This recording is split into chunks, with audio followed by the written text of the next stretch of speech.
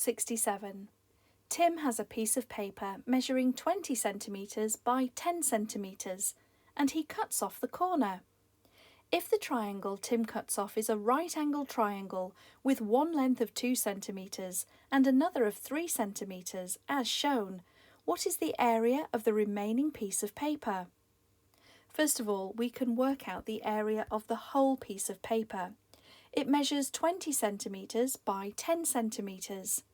20 times 10 is 200, so the total area of the paper is 200 centimetres square.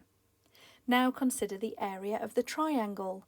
It has a base of 2 centimetres and a height of 3 centimetres. The formula for finding the area of a triangle is half of the base times the height. We can do that by multiplying the base and height together. Here that would be 6, and then finding half of that. That would be 3. So the area of this triangle is therefore 3 square centimetres. If I subtract the area of the triangle from the total area of the piece of paper, then I'm left with the remaining area, which is 197 square centimetres.